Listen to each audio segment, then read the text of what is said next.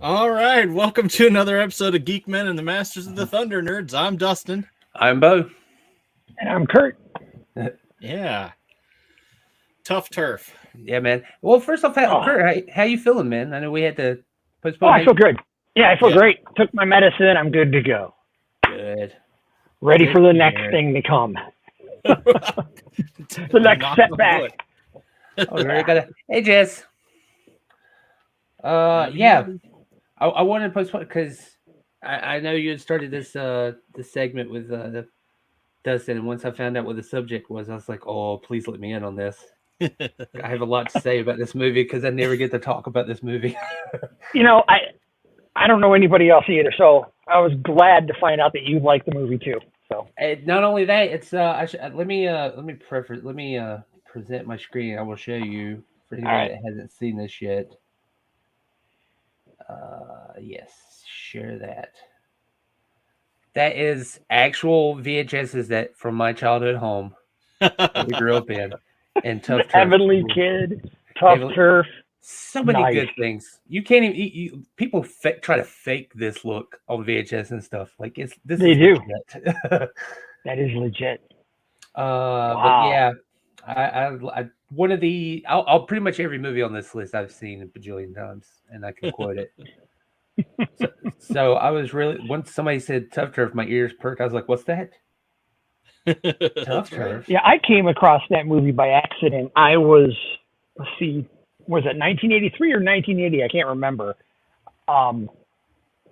If it was 1980, I was 9, and I stumbled across that movie. And you know, it's funny, you watch the stuff years later, and you're like, man, I probably shouldn't have been watching that as a kid back then. Yeah. But it was interesting for me because when I was like real small, I went to the movies. One of the first movies that I remember seeing as a kid on the big screen was Witch Mountain, which, you know, Kim Richards was in as a kid, you know, and I was a little kid. And I remember being, like I said, 6 or 7, thinking, wow, she's cute. And then I stumbled across Tuff Turf one day, and I'm like, oh, now I'm 9 or 10, and man, she's hot. I don't know if we use the word hot in 1980, but so, yeah, that was the thing. This movie is like, I mean, it's commonplace now, but once you're like a Disney kid or a child star, like you have to do a role that's like, I'm not a kid anymore. Right, exactly. Kurt Russell, he was Snake Plissken. The second he's Snake Plissken, it's like, oh, he's not a Disney kid anymore. Yep. And for Kim, it's Tuff Turf. Tuff Turf. Yep. Came out. And I'll tell you, it's funny to see how the characters, you know, Robert Downey, James Spader, how they've evolved from way back then. The things that they do that they don't do. Like, I don't think I ever remember seeing James Spader sing in such a high, beautiful voice. Maybe not his original voice. No, actually, it was, you know, if you look at the credits, it tells you who wrote the music. But in that song, it doesn't tell you who performed it. So I can still hope that it was really him. Well, everything about that movie, there's so many things in that movie that if you didn't grow up in that time period, really have to be explained.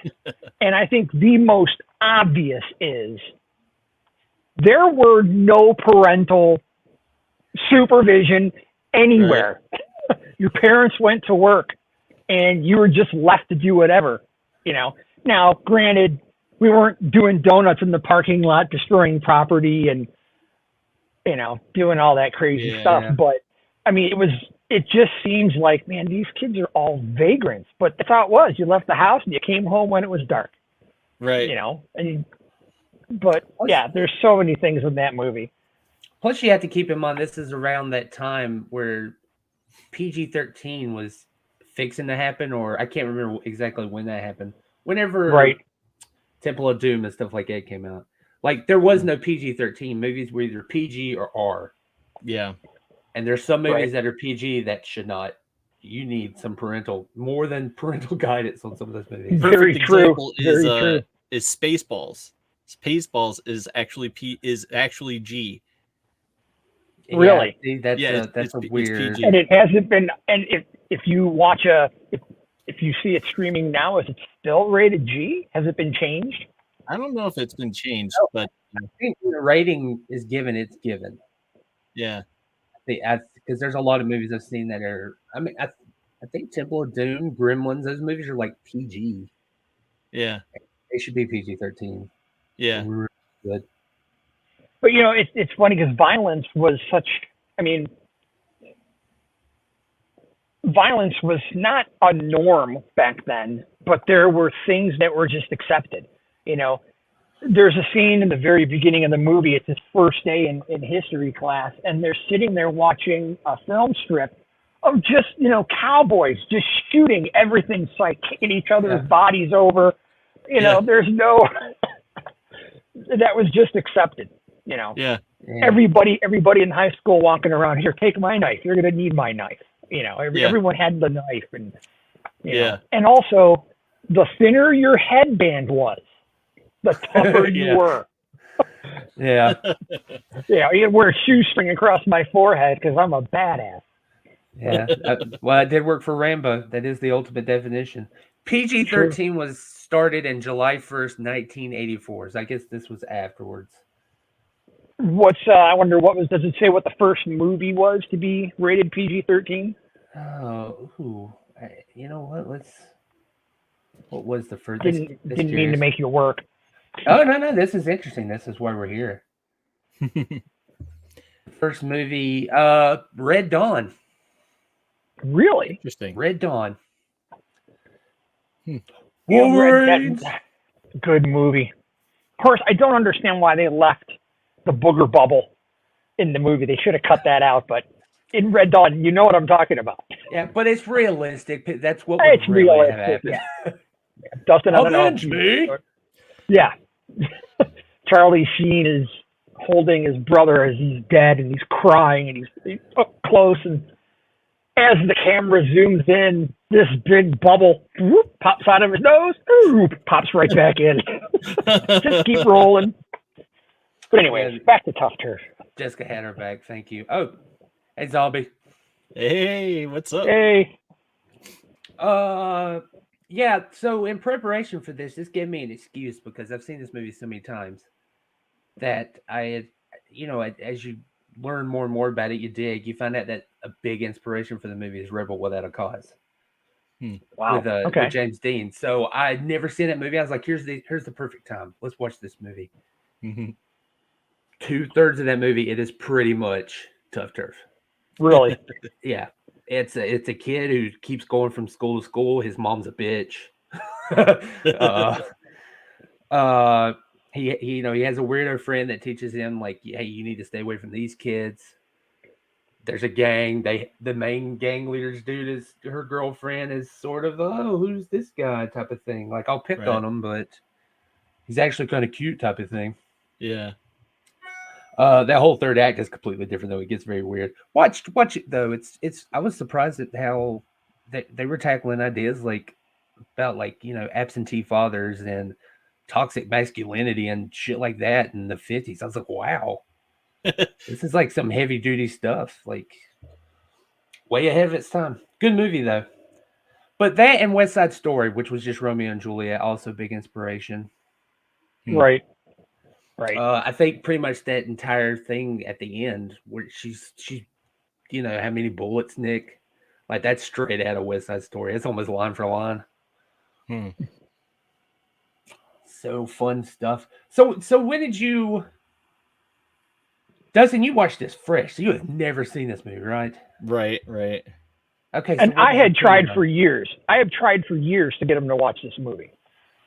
It's a movie like it's like one of those quintessential 80s movies. Like yeah. I'm so glad it's had a resurgence because it's actually, it has Blu-ray. It has a Blu-ray release and everything, which is nice.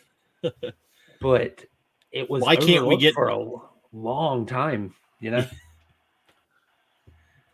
And sadly, you look at the cast of characters, Robert Downey, kind of a second character in the movie. Obviously, I don't know. I mean, is he bigger than James Spader? I don't know. But and they ended up becoming really good friends on this movie too, because they ended up working together 2 more times with less than zero, and then of course Avengers too. Right. But yeah, Dustin, you're a kid of the '80s. You've never seen this movie though. First thoughts? What'd you think? I thought it was all right. The one thing that I thought was cheesy was when they're in the very beginning, they were like, I don't know, trying to be like, yeah, this is the mean streets type attitude when they're like out there mugging people and stuff like that. And just when that dude came up with that knife, holding it to that dude's like throat or whatever, I was like, oh, it was like a Swiss Army knife. It's like, you know what's funny? It's even worse than in Rebel Without a Cause, because they're essentially just like, let's go knock over some trash cans type of thing. Like, oh, we're bad. Right. I mean, before he even held the knife up, his one buddy, the one henchman, he rips that car antenna. And I've never seen a car antenna that could just easily slice through a vinyl sign. But apparently that car antenna did some damage. And if you watch the movie carefully, you can see he slashes at him on the bike with the antenna and slashes open the patch on his back. Yeah. And several times in the movie, the patch is back perfect on his back. Yeah. And then a few minutes later, there's the rip again. There's some continuity. I just noticed that. I thought it was ripped the whole time. So there's tons of continuity errors in the movie. At the end scene where she's got the gun cocked. There's one point where it's cocked, and then there's another shot she's holding it and it's not cocked. But, yes. Also, I think if you count the number of bullets fired during that scene, that gun had a couple extra bullets. Yeah. Yeah, it did. That 6-shooter held 8 bullets, I think. It's good. It's on Max. It's Max now. Yeah. I saw Rebel Without a Cause so long ago that I don't remember a lot of it. I have to watch it again, but I think that's one of those that's on the list of, I think, must-see movies if you're a movie fan.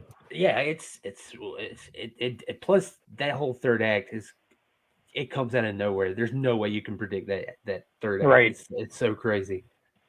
What else was I gonna? I can tell you right now, growing up in the 80s, many school dances, many, community center dances, never was there choreographed dancing. Everywhere they went, there was amazing choreographed moves. But, and I'll tell you, music is not always good in 80s movies. They couldn't pay real acts, so they had to get, up-and-comers or kind of guys that were known but not big. But that Jack Mack and the Heart Attack, man, they put on a show. Yeah, that was something. I thought that was funny. I think that's what led. I think the soundtrack to this movie is really good because it didn't use any of the songs that you would associate with the 80s or anything. Right. And there's some good one-liners that come out of nowhere in that movie, especially from the country club band singer, the band leader. That guy has some classic lines. He says, hey, baby, I bet you came here in a BMW. Yeah. I came in a BMW once. That's it. We might have to show clips. I want to show, I do want to show one clip because, hey, I've completely skipped ahead. Jim Carroll is in this movie, author of the Basketball Diaries. That's like Kurt Cobain showing up in 10 Things I Hate About You. Yeah. Just out of nowhere, Jim Carroll's in the movie and he has lines and he's playing himself. It's very weird. But yeah, I want to play this clip because this is that one weird joke. I think it comes out of nowhere. It's out of place, but it is funny. It's just such a weird joke. It feels like it's out of Porky's or something.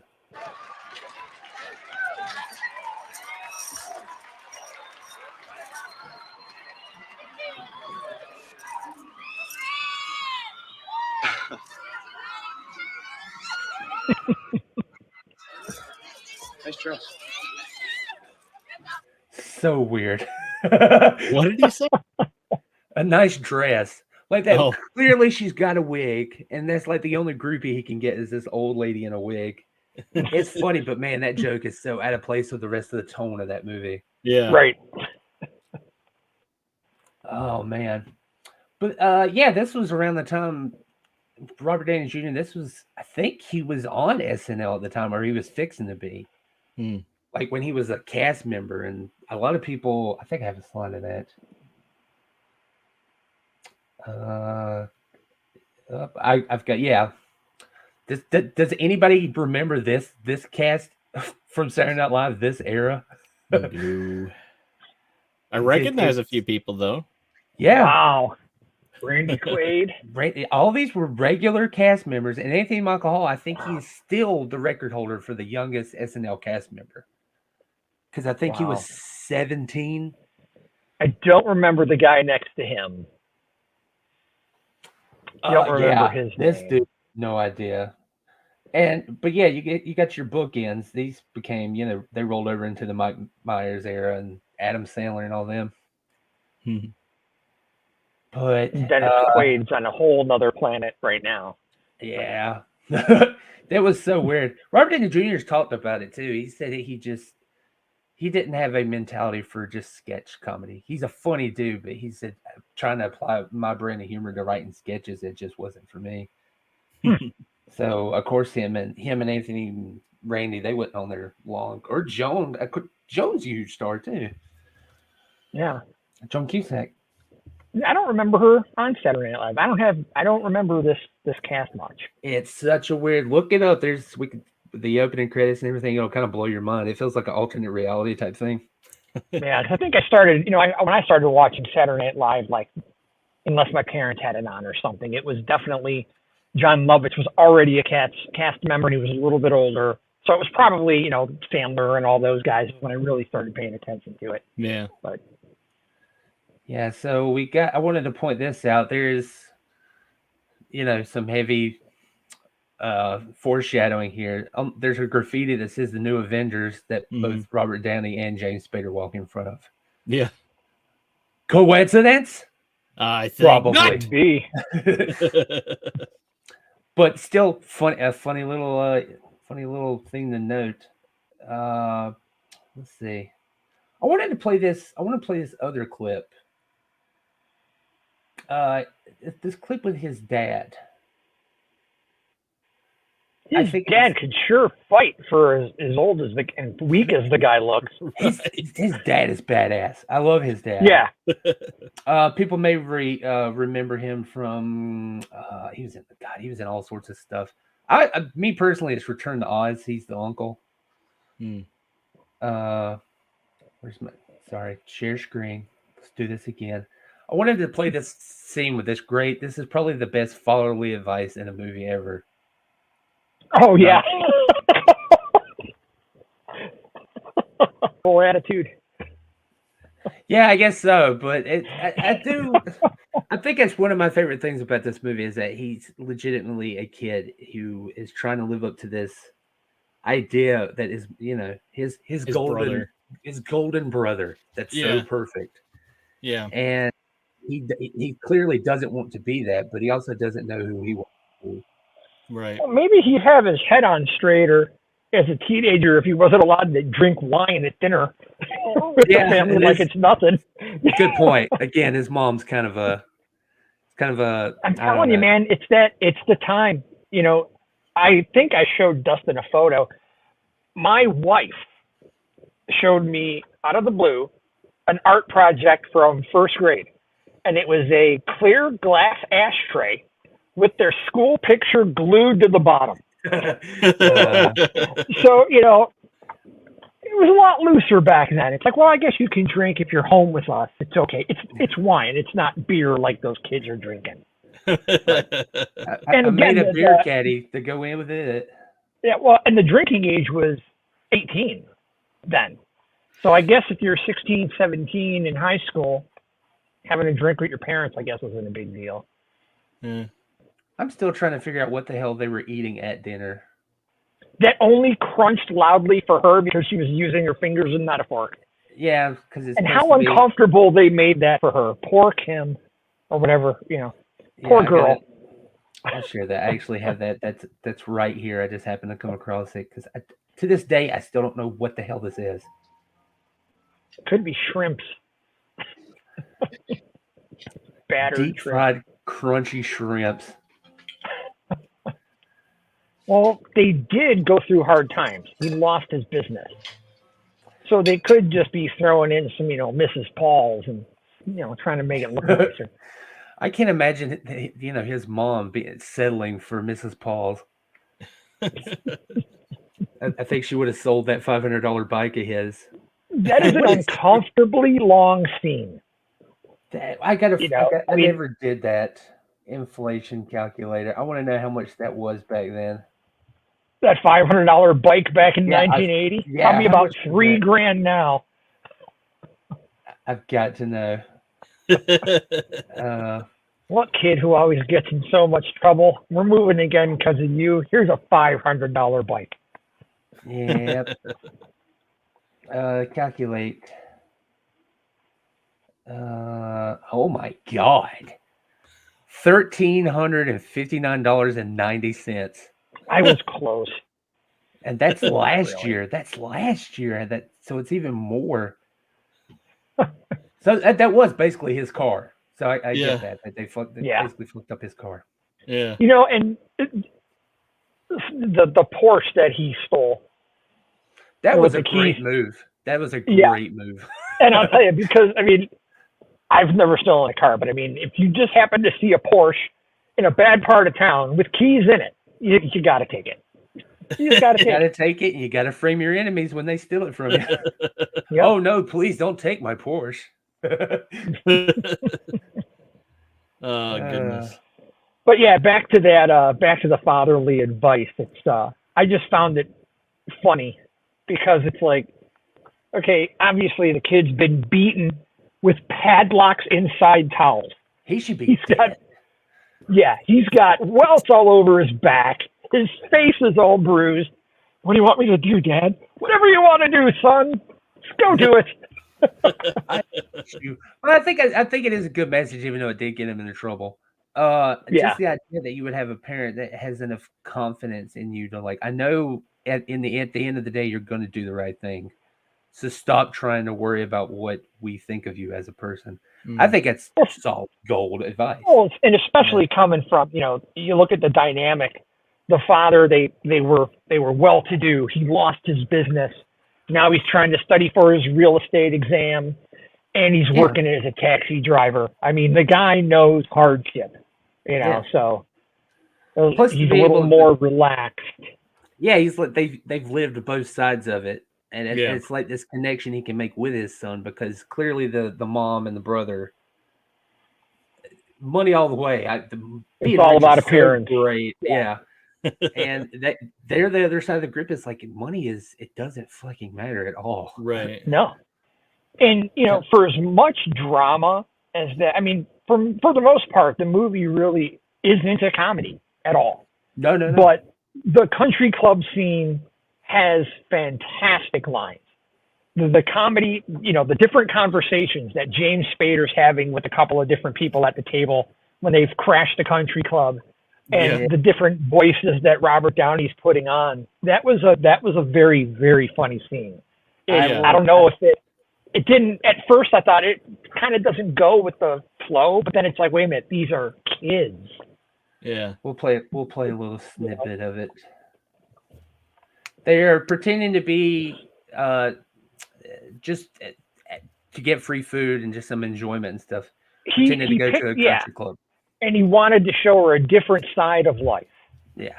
So they get, Yeah, this is very much the Romeo and Juliet aspect of it. That is directly his character in Office. Oh, Robert California? Yes, Robert California. Why am I having trouble remembering this? That Office TV show, whatever it is. I can't think. The Office. Oh, goodness. Yeah, The Office. Yeah, The Office. That Office TV show where they call it The Office. Yeah, I really feel like he's. I really feel like during that scene, they just let Robert Downey Jr. just go over there and just say whatever. Let's just see what you can do. Ad-lib all of this. Right. It's a very similar scene to. Have you seen Johnny Be Good with Anthony Michael Hall and Robert Downey Jr.? I know of it, but I've never seen that movie. That's a good movie. He's a football star. Anthony Michael Hall's a high school football star, and all the colleges are wanting to recruit him. They're whining and dining him. And Robert Downey's his best friend's sidekick. And they're going on all these college tours. And when they're at these parties, he's acting just like that the entire time, trying to show off and everything. And it's funny. We talked about it. We got to show just a little bit of it, just a tad bit. I'm not going to play this whole thing. Don't worry, because this is if you've never seen this movie, this might be a little just like cringe. But we got to see a little bit of him serenading. Oh, we'll stop. That was a surprise. I remember seeing that and thinking, where'd that come from? Right. I don't mean to break the illusion. I believe that was not his singing voice. I believe I've read that. I don't think it was either. Be interesting to hear his actual singing voice. I'm willing to bet it's not terrible. He has a unique voice. He does. Yeah, he really does. But then again, I mean, that can be deceiving. I mean, there's a lot of bands out. There's a lot of bands out there.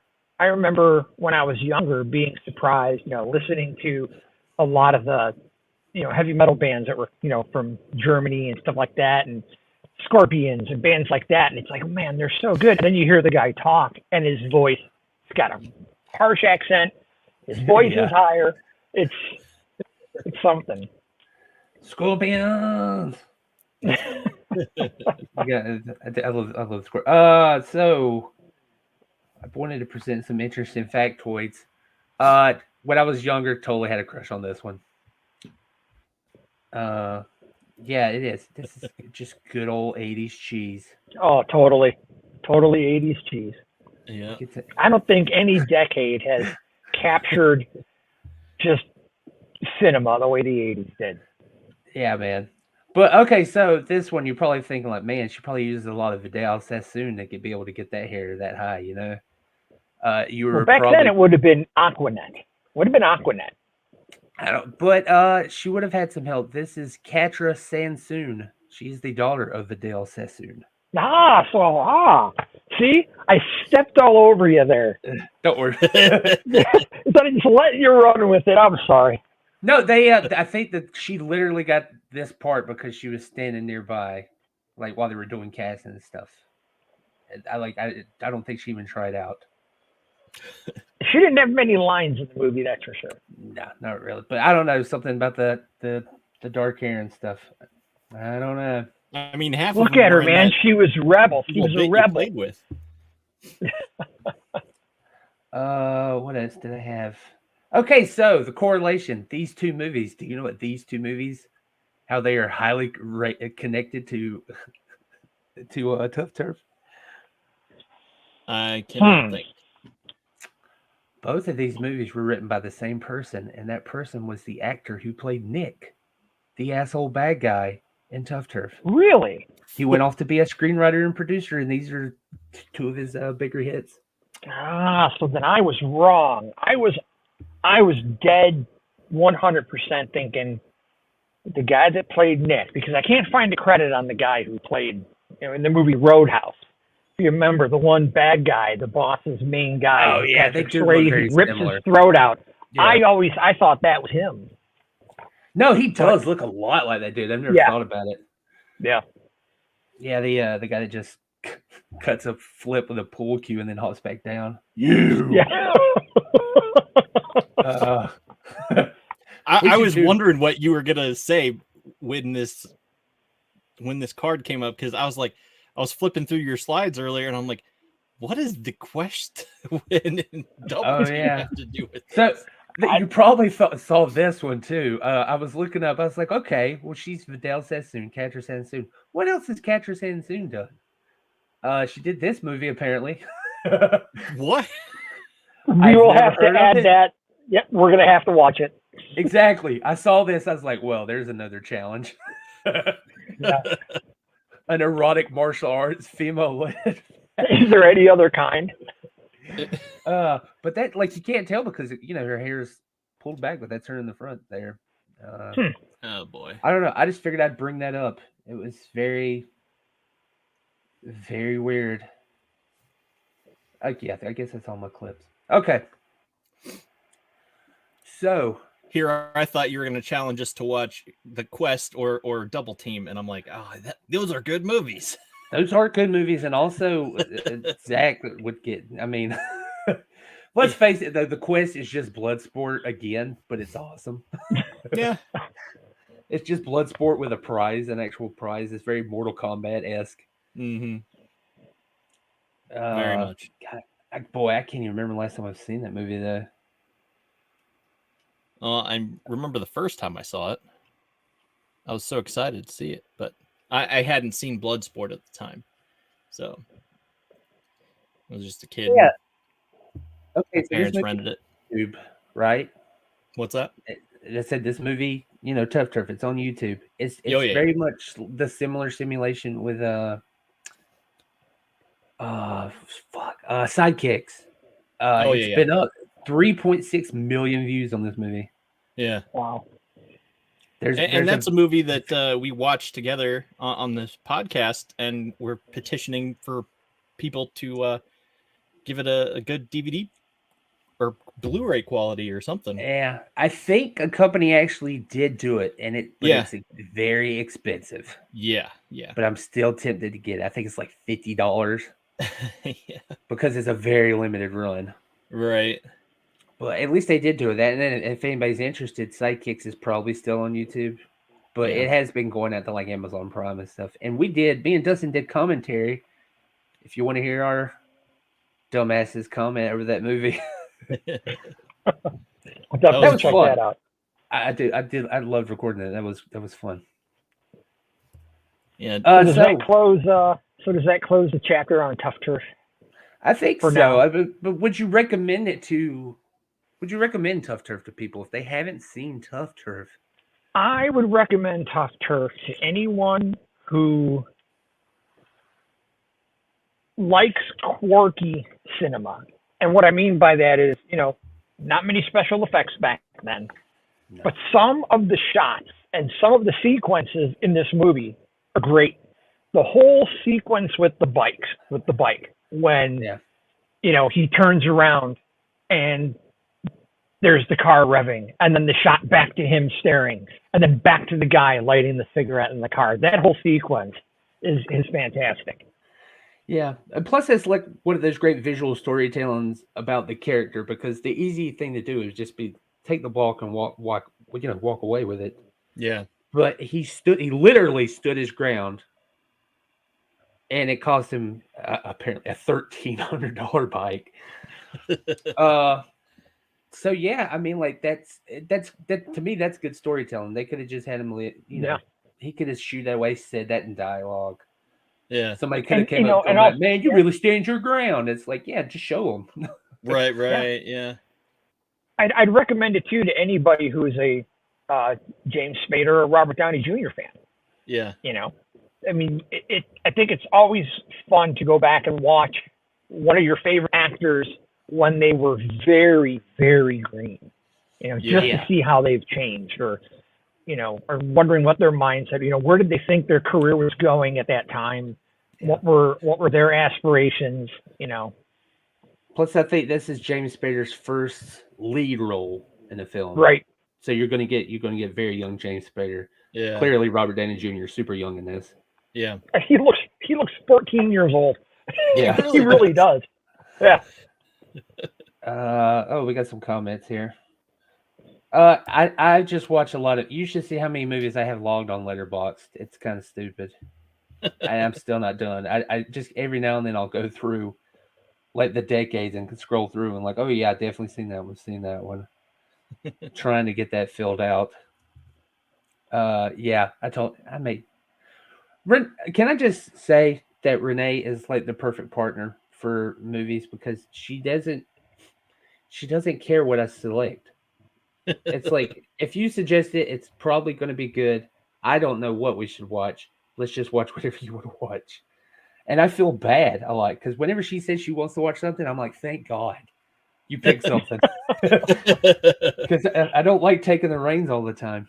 Yeah. But I do love sharing Tuff Turf. And that's why when I heard, Kurt, you brought that up to us, and I was like, we got to make a Tuff Turf. Yeah.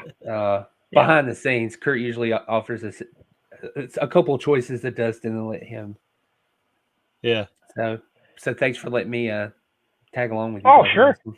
But, and that's, so far, like you said, I give one or two movies, say, hey, watch this one. Hey, watch that one, And the whole focus has been on older movies, 80s movies, cheesy movies.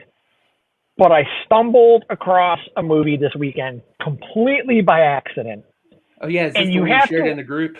Oh, let me tell you. Yeah.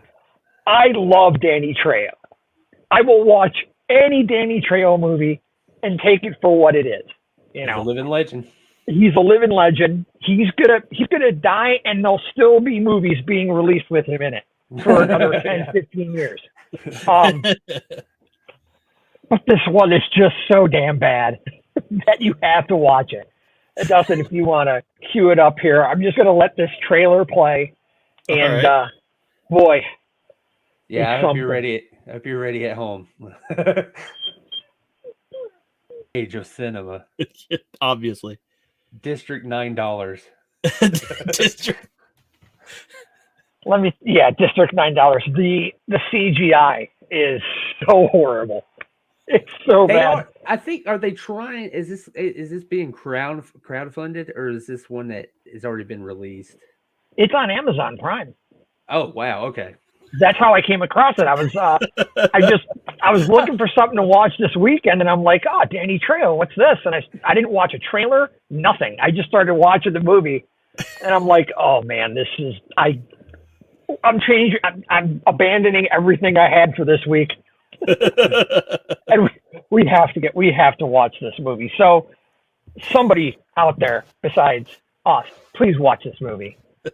And well, we got two people that are comments that are going to watch it. So I think it's one of those times I'm glad I'm not subscribed to Amazon Prime currently. I'd love to watch it, but I can't, you guys. Well, I'm sure we can find a way to have you watch it. No, we'll sell the seas. Yeah, so for this week, I think that's the one, Dustin, that I knew once I threw you the trailer, you probably were already committed to watching it. So yeah, we really are in the day and age where you can do homebrew effects and music and everything, and if you just got like a little bit of money, you can squirrel away and have a big name actor for just a day. Yeah, just film them against green screen. You could put them throughout the whole movie. Doesn't matter.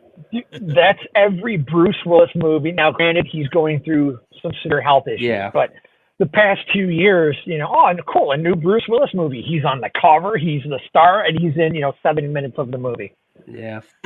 And those are the scenes, and it's funny. There's like even with Nick Cage, some of his movies, you can tell where the scenes that he is in, the lighting is perfect. Yeah. Everything is just exactly as it should be.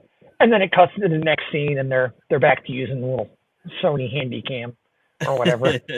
Oh, my favorite ones are when they're clearly against green screen because they had to, the lighting doesn't match where they're at.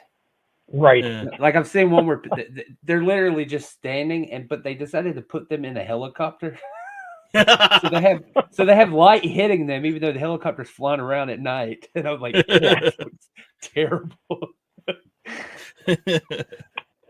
I wish I could remember what that was. I saw. I would find a clip of it. It's so bad.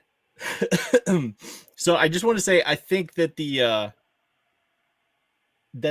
robot dudes in the movie remind me a lot of another movie that I saw recently. And it was Fiddler on the Roof. It wasn't Fiddler on the Roof. It was Fiddler on the Roof 2025. Yeah, it's going to be Yeah. my go-to from this show from now on. Fiddler on the Roof. You're talking about Fiddler on the Roof, clearly. it was a dog story, and it was like this dog and this dude on a motorcycle, and they would do tricks and hop and round and do all this stuff. Oh my god, what is? I gotta know what this is. It's dog. I don't know how to look You for know, this. Motorcycle. you could have checked this one off in your list. Movie. well, I did. I even reviewed it as Vernon movie reviews. Oh, you're talking about Axel? AXL. Yeah, okay. Axel. Because the second I saw that, I was like, you reviewed that movie. Yeah. It's the one that I did is Vernon movie reviews. I had fun doing those. I know you did. Vernon needs to stop by every now and then on the show. Yeah. Film a little video segment. I would if I could figure out how to do the stupid effect. Jessica, have you ever seen the movie Hell Night with Linda Blair? I want to know if you've seen it. I think that's an underrated horror movie. No lie, I would actually like to try and rewrite the script for that, do a modern update, because I think that movie could be fun if you redid it. I think that's a movie you could actually make better if you redid it. Oh, she has. Good. I haven't seen it. It's crazy. We can say that we can just the following week. We'll try and find, because I think Hell Night's on YouTube too.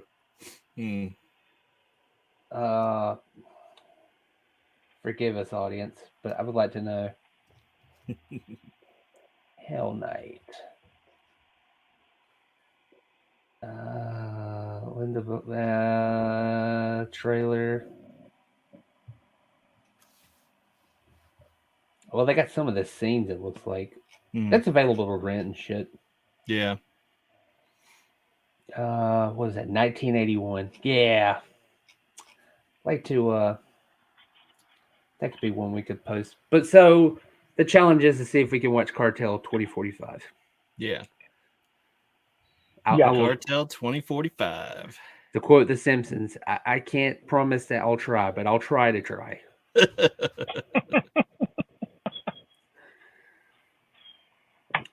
It'd be a lot easier if it was a riff track selection. Yeah. But no, I mean, just to see what Danny Trejo will do in it, like, I don't know. I think that'd be worth it. Yeah. I think we should get Danny Trejo to do we could probably hit him up on Cameo and have him do something for the Geek Men. You know they do. If we would all chip in, I bet you we could, because I think a lot of people you can book calls. You get them for like 15 minutes or something. And everybody's different. You're talking like $100, $150. And I think I'm pretty sure I've seen like interviews done via Cameo. Interesting. So if there's somebody that we really, really, really wanted to talk to, I'd be willing to chip in money. Yeah. I think Danny Trejo is one of those people, like, you couldn't turn down like turn that down. If you turn that down, there's something wrong with you. Like, everybody's got something that they want to ask Danny Trejo. I want to try tacos. I want to try those tacos. Trejo tacos. Plus, he's a good person, because every time he's got like 20 dogs that surround him. I don't even think those are his dogs. So if dogs trust him and love him, then he's got to be a good person. Uninvited from 1987, bad horror movie. So bad. Oh, that means it's so good. Uninvited. Just one of those generic titles, so I don't know. I've seen it. I guess I'm willing to guess it's about somebody or something that you didn't invite is now here. Possession or monsters. Now I have to know. Yeah, I'm looking at it now. I want to see if this is it. Yeah, okay.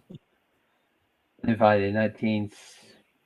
Holy God, just the box art looks terrible. Oh no, that kind of like the actual VHS. Who is in this? George Kennedy. That's the big story you got, George Kennedy. Those From airport movies. Those airport movies in the 70s really did him a lot of resume building. All right, you know what? Fair enough. Let's play let's find the trailer. We'll play it on here. Why not? The makers, if George Kennedy's ghost wants to stop us, now is the time.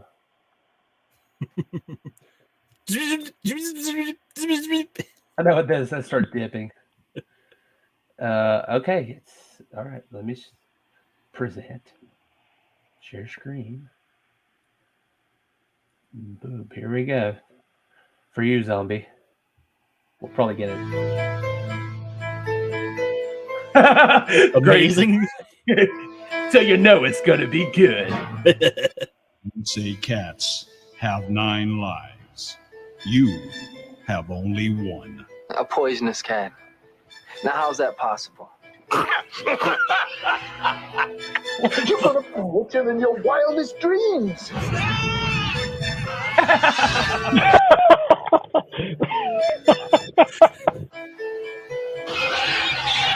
What the shit? Oh.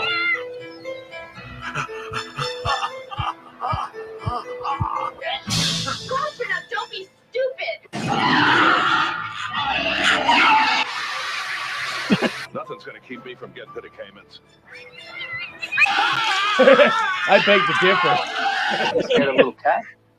Yeah, you're damn right I am.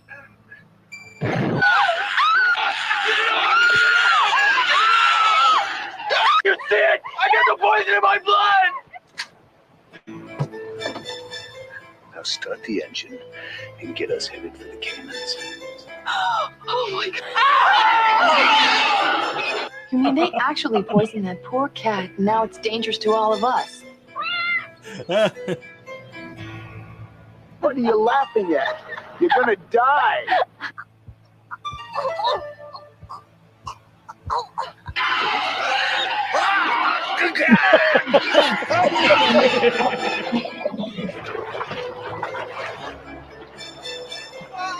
Things are gonna bite us, and we're all gonna die a horrible death.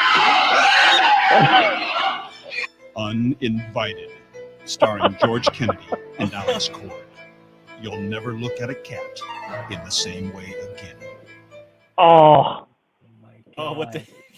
I think I gotta watch that one with the kids. One for I the think whole I just family. got a copyright check. Did we? Yeah, I think it just did. For that trailer? From that movie? We can show Tuff Turf. We could show. It says video title Tuff Turf. Stream interrupted, copyright content detected. We're doing commentary on it. It's Creative Commons license. For research purposes. We're talking about it. We're discussing film. How else are we going to be able to teach people how to handle the emotions of being a teenager? Well, I guess the channel's done now. No, what is it? Did they give you like a little slap on the wrist?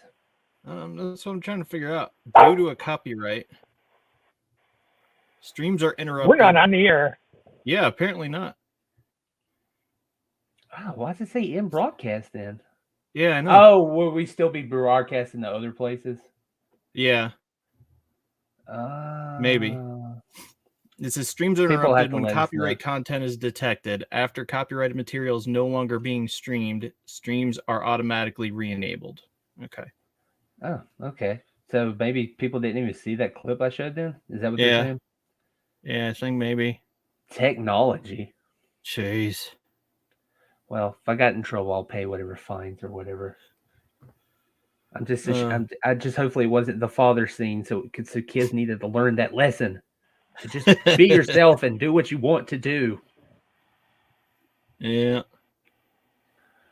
Oh goodness. You know what? That Uninvited. You know, I guarantee you. You know who's seen that movie? Oh, yeah, Damascus. the zombie just sent me a screen clip, and he took a picture of stream unavailable. That's what I got too. Are you kidding me? Yeah. Oh, gotta love it. Says okay, so It still says that. Yeah, the last comment I see in there is the oh my god, it's so cheesy. Or no, it's back on. Okay. Man, you two. And it's back on talking about being banned or whatever we were taking off. Yeah, I mean, come on, man. You gotta protect a movie that's 40 years old. Oh, he said it cut. Oh, okay, he's back. It cut off during the trailer. Yeah. Wow. Okay, well, everybody just, if you didn't see all of it, go look up The Uninvited. It's shit, because we were sitting here dying over here. I guess you didn't see that. I'll investigate the replay with Renee. Yeah. Yeah, if you didn't see any of that trailer, I've never seen animatronics that incredible. That was, I think animatronics is a bit of a stretch. Okay. What defines animatronics? A person's hand inside of a latex cat coming out of another cat. Oh man, yes, we need to get that. That reminds me, we should get Damascus on here because I know he's seen just about every. His horror movie knowledge is stupid. So I guarantee you he's seen that movie. Yeah. Oh man. Okay, so I guess That's challenges. Damascus Mitzmeyer on Twitter or whatever. Yeah. I think he's done stuff for a Photogram, right? It's been I couldn't I couldn't tell you. I see so many names. Oh yeah, yeah. Yeah.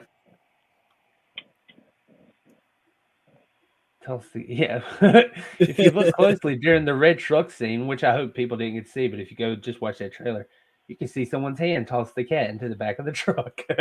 Oh, that's fantastic. I would go back and play, but I don't want to ruin anything else for the show. Right. But I will definitely check that out. That's like that Suburban Commando, where that scene where they're just driving down the road, and you could just see somebody chuck a puppy into the lake or something as he's driving by, and you're like, "What the hell was that?" Because you can tell they did not mean to capture that on film. But I was just like, "What is going on there?" All that just reminds me of The Bad Man. He punted Baxter. The scene from Anchorman. Baxter. Man. Jack Black. So punting Baxter. Oh yeah, you lose something you love. Good. So our homework is Cartel 2045. Yeah. Yes, that is the homework. Okay. And if you feel froggy, check out The Uninvited. Right? Yeah. Uninvited. Definitely put 1987 because there was one from 88. There's one from there's one from 2000 something. There's a ton of movies called Uninvited. Yeah, it's a generic title name. Yeah. I thought I had seen one not too long ago. The Uninvited. I want to know if it's that one with that Goyer did.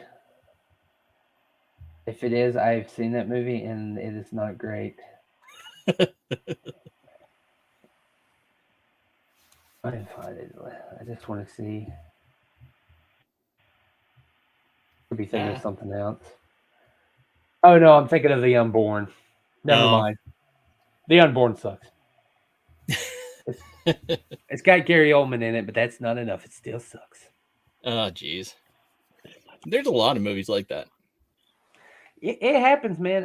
That's why every time, if you enjoy a movie on any level, it is a miracle. The fact that any movies get done are miracles. So when it's a good one, it's like an extra miracle. Yeah. Yeah, like the other night when we were talking about that D&D movie. Yeah. I watched it and I didn't think it was that bad, but then after thinking about it, talking with you guys, I was just like, oh yeah, crap. Yeah, it did have all those weird moments in the beginning and stuff like that. It's like, yeah. I was the same way with Tim Burton's Planet of the Apes. I enjoyed it when I saw it, and then the next day I was like, wow, that movie actually kind of sucked, didn't it? It's just like a slow. I think it was Tim Roth's performance, because Tim Roth like stole that movie. I think that was what was doing it for me. Yeah, I did the same thing with all the recent Star Wars movies. Like, my mom would be like, "Oh, hey, what did you think of this movie?" And I'm just like, I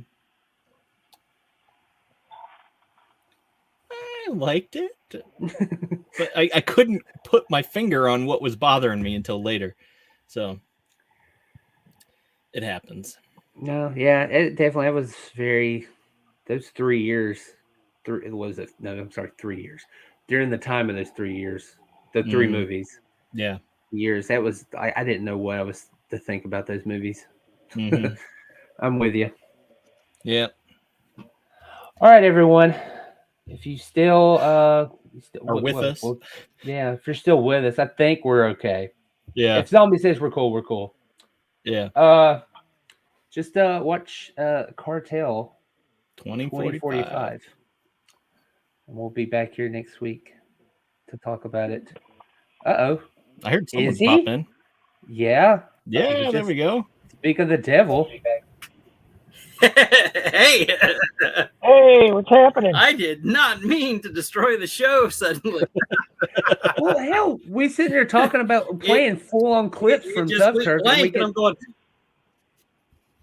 it sucks. Well, it said it was stupid. It said it was from Tuff Turf. That's so weird. That would it? Oh, did it? Yeah. Oh, okay. I'm so confused then. Because it cut off like in the middle of the uninvited trailer. Can you imagine being in the middle of that and it's like, hey, wait a minute, you shouldn't have been able to play that 10 minutes ago. Cut you off. Yeah. But yeah, man, that movie, what the fuck? It is terrible from start to finish. It's so bad. There's all kind. You were talking about continuity errors earlier. This one has a ton of them, and it's so funny if you go into it looking for stuff that's just wrong and it's not right. And it's just, like the cat. Okay, the cat creature. It looks a certain way in the first half of the movie, and then they change it for no reason whatsoever, so it looks different for the rest of the movie. It's ridiculous. Maybe they lost it. They lost the original one. No one will know. Or they didn't pay them enough and they had to do reshoots. most of the movie takes place on a boat, so maybe somebody chucked it overboard. I could not help but notice the majority of that trailer was on that boat in that one room. Which makes sense. If you're going to have a cat, have it set on a boat. It's so terrible. Nothing terrible could happen. Movie, and it's funny because when in 87 I was 7 and that movie played on TV and I caught part of the it was close to the beginning of the movie. They just find the cat, like the people that are on this boat, they're like going to like party or whatever, and they find the cat and they just kind of bring it along with them because it's in like this carrier for like a test subject animal or something like that. I don't want to say too much, but so that's how the cat ends up on the boat with them. But this cat like wreaks havoc this entire way to where they met this cat. And it's so ridiculous. But when I saw it for the first time, and I didn't watch the whole movie because it scared the hell out of me. It terrified me. I was terrified of cats after this for a long time. But the first transformation where this cat just freaks the hell out on this boat scarred me. Like I was terrified of cats for a long time. Wow, that's awesome. I just recently like within the past 2 years or something, I remembered that movie. And Dustin, we were talking about really bad, like horror movies and stuff, and it made me remember that movie. So I went back and looked it up and watched it from start to finish, and thinking, my God, how was I ever scared of this? It's so stupid. I'm surprised that you forgot that movie. How did you forget a movie like that? I blocked it from memory. Like I said, it terrified me as a kid. Like, but the second I saw that trailer, I was like, "There's no way I've seen this movie." Yeah, a lot of people haven't, because it's just one of those obscure, kind of weird '80s horror kind of thing, and it never really went anywhere. But when I watched it, and I wasn't doing anything else, like I while I was watching you guys, I was sitting here trying to catch up on painting because I've missed the past couple of nights. But when I watched it, I really paid attention to it, because I was like, okay, I'm going to get to that part where I was a kid, really see what happened in this movie, you know. And that scene with the truck came up, and literally, like, the cat is supposed to be jumping into the back of the truck, but you see hands just off, just come into frame just for a second. You're like, somebody threw the cat in the truck. Obviously, PETA was not on the set that day. Well, you know, I thought I had the same thing. What was that? Oh, I was just saying I was so tempted to go back and just find that one part, but I don't want to tempt fate. They don't show it in the trailer. You got to watch the movie to catch it. But oh, okay, it's not in the trailer. Pay attention when you watch. If you watch the movie, pay attention to the when you see the red truck, like eyes glued to the screen, and watch for the scene where the cat goes under the back of the truck. If you miss it, rewind it. It's there. Yeah, I had the same thing with either Gremlins or Gremlins 2 or something. I don't remember which it was, but I remember having a nightmare about it. And yeah, I don't remember specifically what part it was, but yeah, I just remember I went back and watched it, and I'm like, what was I the part scared of Gremlins about? that got me as a kid? Like, it was my nope moment was when Stripe comes walking, the original comes walking into that street lamp that's just shining down on the snow and everything, and he comes trotting out, and then he looks behind him and does like this, and then all the other gremlins come out after him. I'm like, nope, that's it, I'm done. Yeah, that'll bring it back full circle too, because I think that's one of the reasons the PG-13 happened. Because that movie's PG, and you had a bunch of kids going and seeing that movie, and no warning. I had a gizmo riding on the little thing in the car, riding around the car in the the little Corvette. The Corvette, and it's just like I had a pillowcase of that, and that's what I slept on. It's just like, man, I like that one, but not the other ones. Now you've traded Gizmo for Grogu, so you got the Grogu pillowcase now. Yeah. Yeah. You too? They're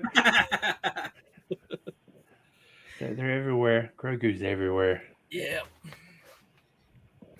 My daughter certainly has all the accessories Grogu out the wazoo. Oh, that's what isn't one of that's her future husband? Yeah, that too tells everyone that's my future husband. That's funny. I think I still can't. We were talking about the other day, the one that wants to marry Darth Vader. Yeah. That's the you go watch out for that one. She's into the bad boys. Right. It's just like, oh boy, I'm gonna have to have some words with those future boyfriends. You have to watch her. She's okay with kids dying as long as it's done to keep her safe from a hypothetical situation that will not happen. Oh, yeah, I hear you. Wait, there, you got a comment? Oh yeah, wow. She used to have Gremlin that would come in, except it was really, really tall. Really tall. Imagine a gremlin that's like 7 foot tall. It's still the proportions and everything. There's a new series out on Max now Have you seen the trailers for it yet? We actually just watched the trailer for it. We haven't Yeah, watched it's it yet. animated. I don't know if it's. You think it's going to be good? I don't know. I mean, I see that. I'll give it a shot. I see that Dante and Spielberg are involved. I mean, that's something, but. And another thing that terrified me was, and it was one of those short, what was it called? Cat's eye or something like that. That little troll that came out of the wall. Yeah, the little and, like stole your breath. Yeah, like for a long time, I slept with like the sheet like covering up my face, thinking that the little thing was gonna come in. And see, for me, it was. Do you remember when they did the remake of King Kong with Jeff Bridges? Yeah. I had watched that on TV one time, and I was terrified that King Kong was going to come to my bedroom window because I was on like a second story, and that he was going to like eat my head because he eats a dude's head in that movie. Yeah. And I was like, at least it would have been over with quick. yeah, way to go, man! Biting your head off, Get your head crushed, but I was just like, no, please don't. I was real small, and my parents were watching TV, and I was supposed to be in bed, and I remember getting out of bed and sneaking around to see what they were watching on TV. And they were doing a commercial. No. That's a whole nother story for another day. No, I'm just kidding. But they were watching something, and as I came sneaking around the corner to look, there was a commercial on TV, and all I saw was a doorway at the end of a hallway, and the camera slowly moving up the hallway. And as it opens the door, you see a bassinet. And just as it gets close to the bassinet, this claw-like hand comes over the top. And it was Rosemary's Baby. I don't know if you ever saw that. Oh, man. But that commercial, I remember seeing that hand and running back to my room. And I was terrified for days and days. Oh, fuck!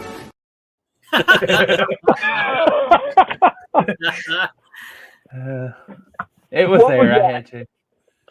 Oh, that's just a classic. That was Zach's doing. Okay, so I've got another one, and I don't know where this is from even to this day. I've tried to look it up. I can't find anything. The only thing that I've gotten close to was some type of gargoyle-looking thing. But I remember, and this was when I was young, there was some kind of creature, and this guy transformed into it, but he had like this really big grin, and I want to say it had like red hair, like Street Fighter Blanca kind of red combed back hair, like real orange and real bright. And to this day, I don't know what that's from. And I've tried to look and I can't find it. Oh man. I thought for a second I might have had it, but no, it can't be that. I don't know, man.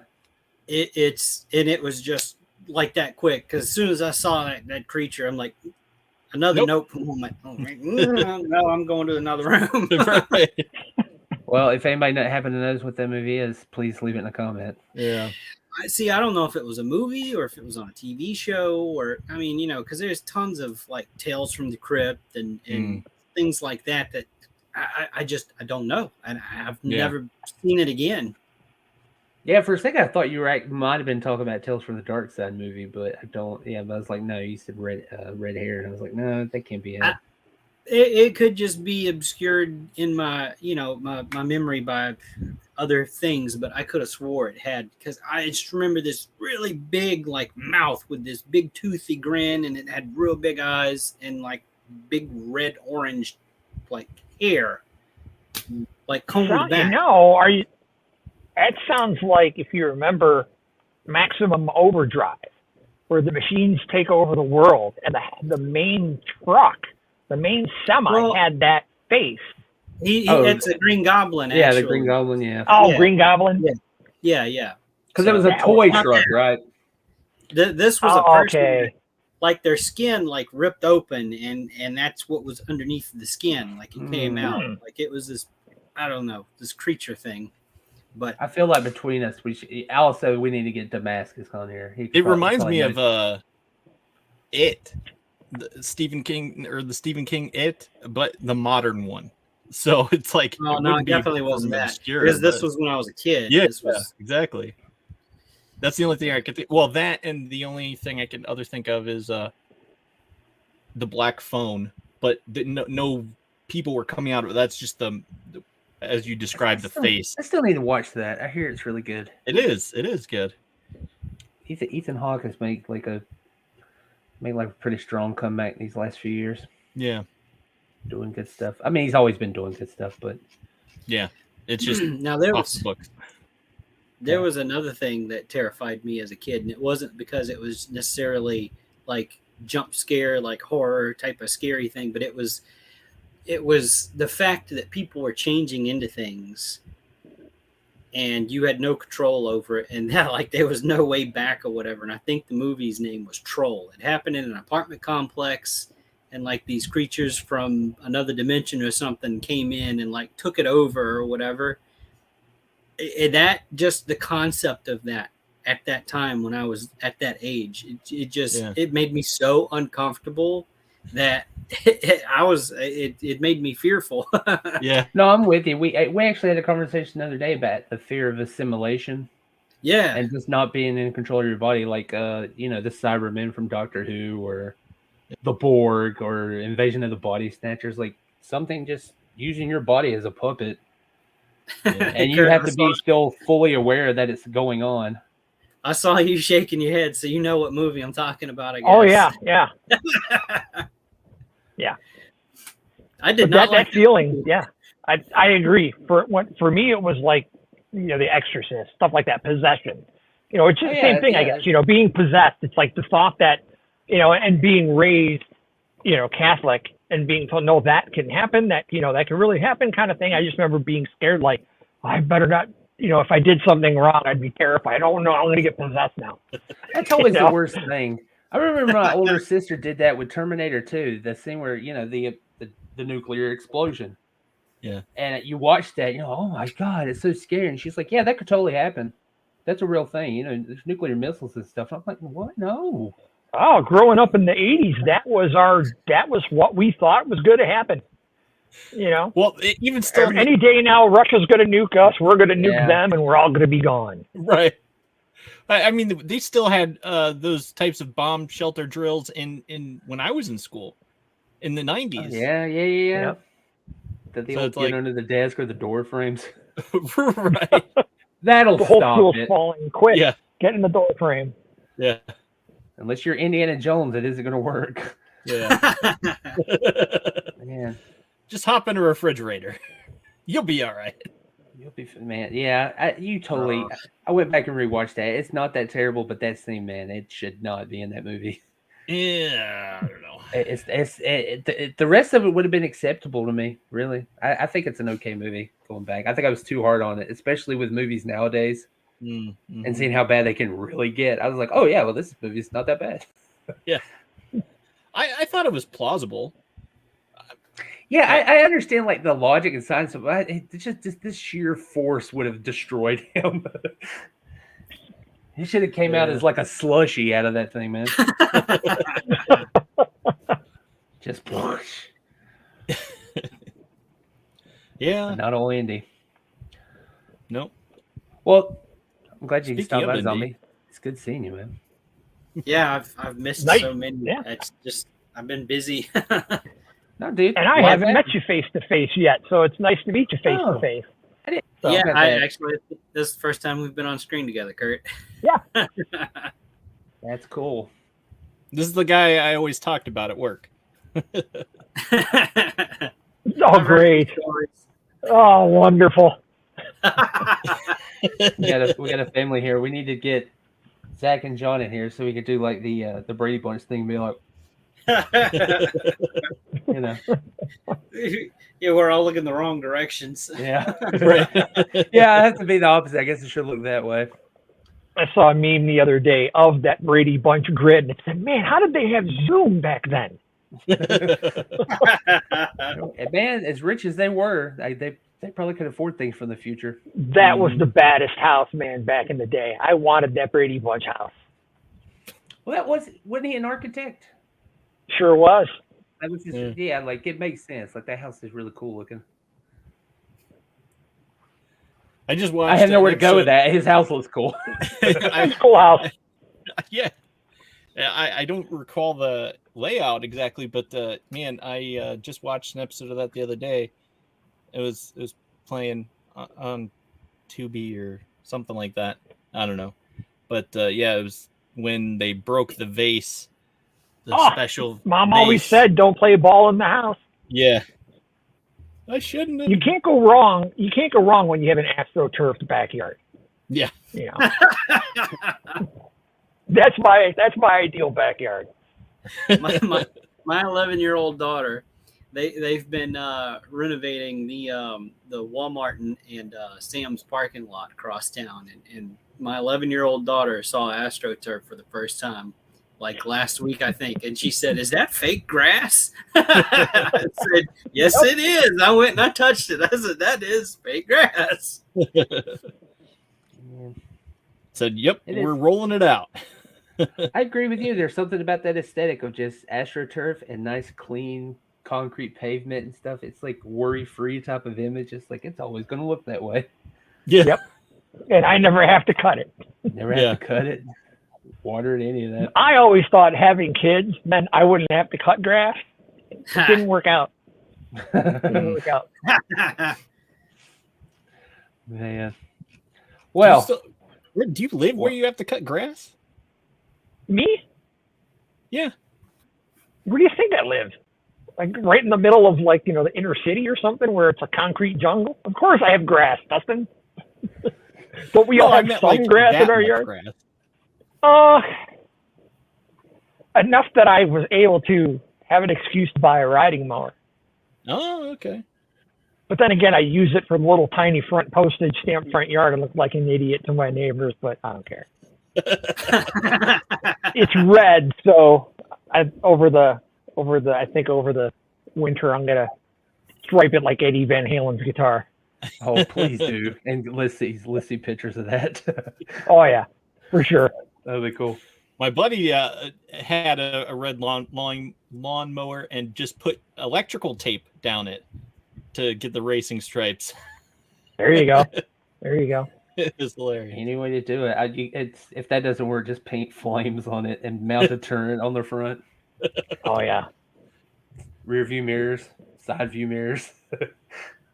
Oh dude, I always said if I can build a vehicle out of all parts from like one of those J.C. Whitney parts catalogs where it's all garbage, just put it all over your car and just see what you can come up with. Do it. With beer collars. If they're going to stare at you while you're cutting the grass, give them something to look at. Oh, heck yeah. As if the Speedo and the headphones isn't enough. It's got a very Cousin Eddie image popped in my head. Yeah.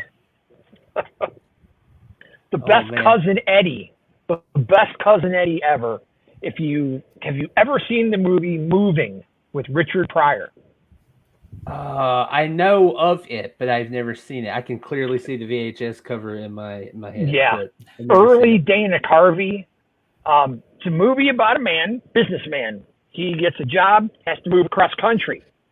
And he just wants to move. But at the very beginning of the movie, it's a nice quiet day, and his neighbor, you see the garage door open, and it's Randy Quaid. And he's got a lawnmower that looks like it's got a Chevy big block engine on it. And it's just rumbling the whole neighborhood. And he can't wait to move and get away from this guy. But you should watch that movie. Dana Carvey plays a college student who answers Richard Pryor's ad to drive the family car across country for their move. But they don't realize is he's a sociopath with multiple personalities. And now he has their car. So it's a really funny movie. All right. What's that movie that we were just talking about not that long ago? Fiddler on the Roof. Yes, it was Fiddler on the Roof. We've been over this. It was it had that dude with the thing and oh yeah, that the one. dude with the thing that did the stuff, right? Yep. I can't remember, but it was a very similar feeling to that. The dude just wanted to chill out, and he wanted just to have the day off. And his neighbors were getting into stuff, and there was one thing after another, and he ended The Burbs? Yes. I just watched that. The Burbs. Oh, that's such a good movie. Yeah. Yeah, I want to own that on Blu-ray. I'm really ashamed I don't own that movie. Before Corey Feldman went off the deep end, I think. Right. Hey, Pinocchio, where are you going? That's a great movie. I can quote that movie a ton. I know. It's I can hear it. Very uninteresting. Yeah.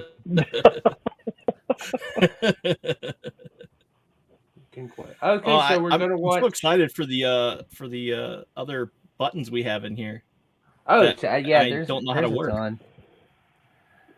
Still waiting for. We need to get a certain guest on this show and use this one. Get down, you stupid little nothing.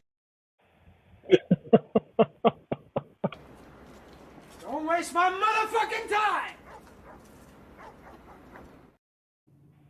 There was a few of these. That's how I leave the house every morning. You just turn around and wait. I'm waiting for this one too. Boo! Boo! Rubbish! Filth! Slime! Muck! Boo! Boo! Boo! Yeah, I tell you, you almost played that one last night. I laughed so hard going back and watching that replay, and that's how you opened the show with Matt Rock. That shit killed me. I thought you did that on purpose. I did not. That was not my intention. I almost ended the show and restarted it again.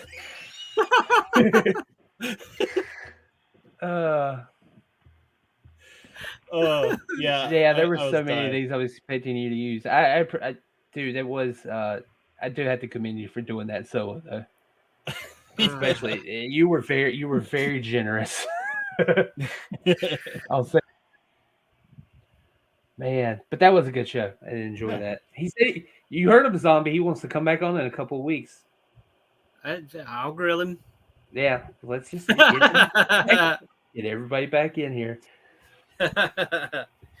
We'll get him whenever his campaign's fully over, and we'll see how he feels after that. Yeah. I feel like it's always a learning process for sure. You know, like you're glad it's over and done with, but you're excited to get to work. But yeah, I imagine it's overwhelming for sure. Oh, no, I'm sure it's a lot of work. Yeah, I'm not gonna shit on for that. The Kickstarters are fucking hard, and they're like structured as you got to know what you're doing going in. Right. I stress out just looking at the page, the homepage, trying to figure out what am I going to pledge for, and that's stressful to me. I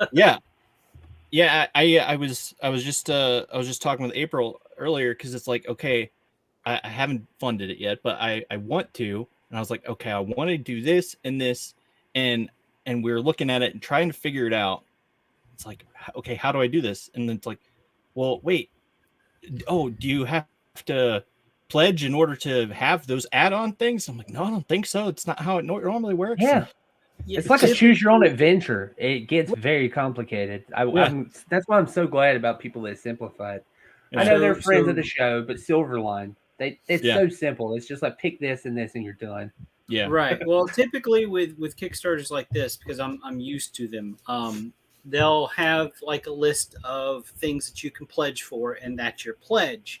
So whatever else you want to add to it, if you want to now, you just go ahead and add that, whatever the cost of those other things that you wanted, to your pledge. So you don't have to change anything to it except for the dollar amount that you're pledging for. Yeah.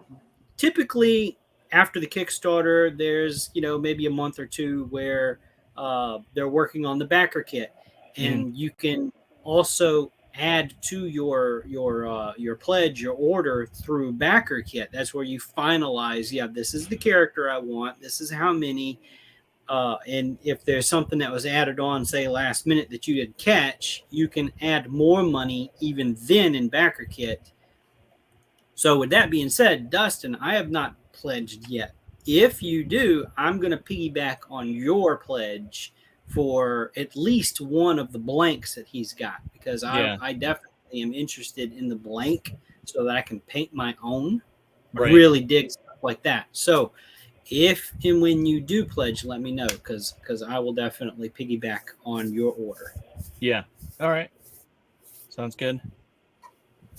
Yeah, because you pointed it out. That wasn't apparent. That wasn't abundantly clear when you talked about that. Like the blanks, you have to get them as an almost an attachment to another. Yeah, I think that's like an add-on, because I looked and there's no option just to pledge just for a blank. It is a cheaper figure, so it kind of makes sense that there wouldn't be. He wants to sell those premium painted. Hey, this is the character. Here's what you're gonna get.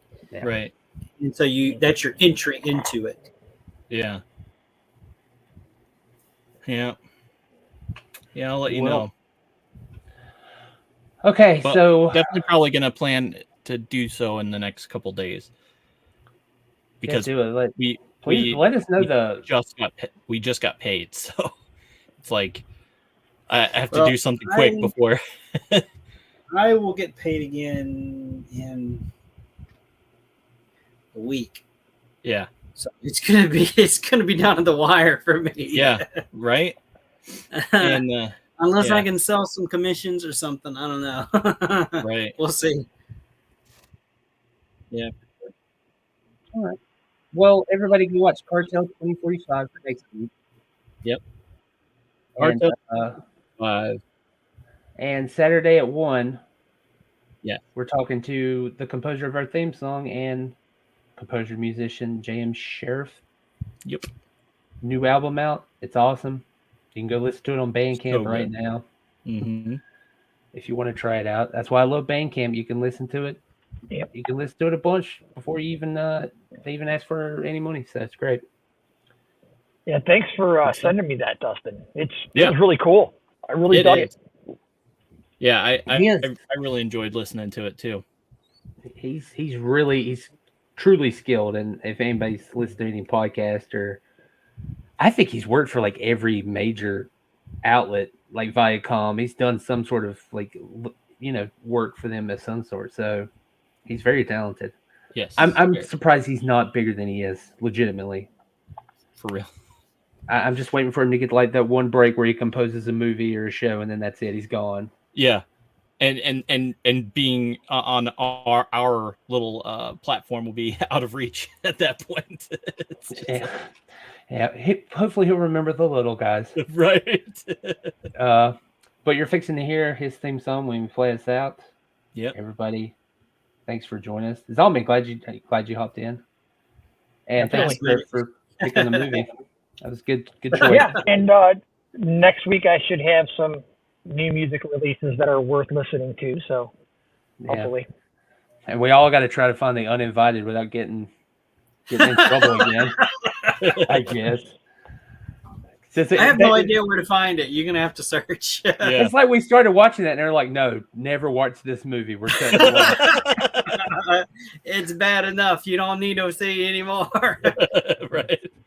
They saw a little bit of that trailer. Holy God! What are you showing me? His head. Come on.